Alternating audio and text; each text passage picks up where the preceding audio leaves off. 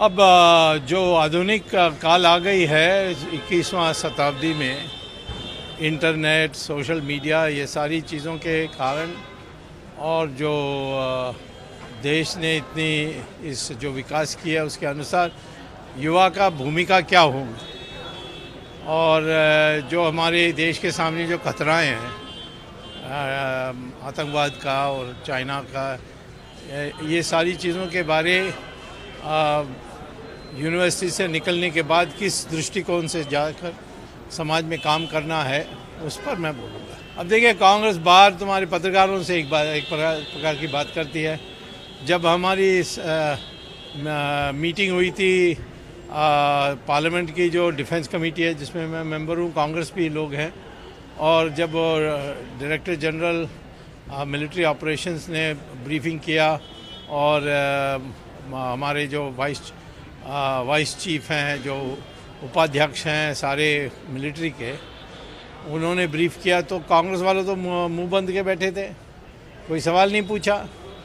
अब वास्तव में जब दुनिया में कोई ये नहीं कह रहा है कि कुछ भी नहीं है, उल्टा वो कई लोग, कई देश भयभीत हैं, और पाकिस्तान के प्रोपेगेंडा को दोबारा कांग्रेस पार्टी दोहरा रही है, ये उनको शोभा नहीं देता है।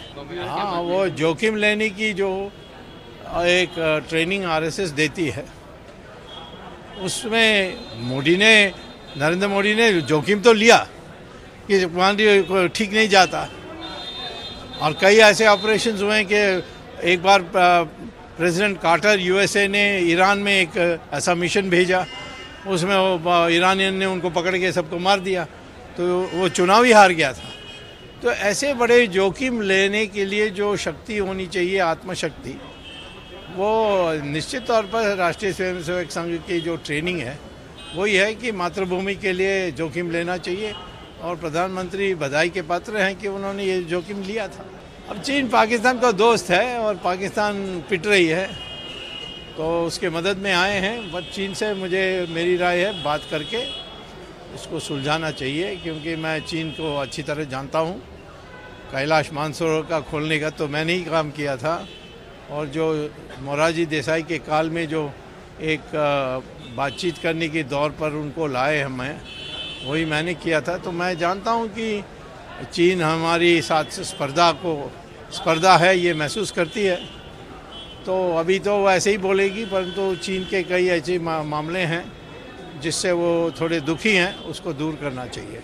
नहीं, इकॉनमी तो असर नहीं पड़ेगा, परंतु चाइनीज़ की जो चीज़ें हैं वो सस्ते होते हैं, परंतु उनकी क्वालिटी बराबर नहीं होती है, तो उसमें सौदा होती है कि आपको कम दाम चाहिए या हायर क्वालिटी चाहिए। ये तो मार्केट को तय करना चाहिए, और व्यापारी संगठन तय करते हैं, तो हम बीच में आ सकते हैं। नहीं दिया पाकिस्तान के साथ, वो तो व्यापार संगठन का कोई अधिकार नहीं है, वो तो सरकार सोचेगी। एक दिन हमें पाकिस्तान यदि सुधरेगी नहीं तो उसका 4 टुकड़ा करना चाहिए। पहले 2 टुकड़ा कर दिया था, अब सुधरेगी नहीं तो, और तब तक नहीं सुधरेगी जब तक वो वहाँ के जो नागरिक समाज है वो मिलिट्री पर काबू नहीं लाती। आज की परिस्थिति में ये नवाज शरीफ से बात करने के लिए कोई फ़ायदा नहीं। मैं शुरू से कह रहा हूँ मोदी से कि मत जाओ, क्योंकि उससे बात करके क्या, वो तो डब्बू है, वो कुछ नहीं कर सकता। हाँ, तो वहाँ मिलिट्री समाज और वहाँ जो अफीम बेचने वाले लोग हैं और आतंकवादी हैं, वही पाकिस्तान को चलाते हैं। तो इसके लिए हमें 4 टुकड़ा बनाने के लिए तैयारी करनी चाहिए।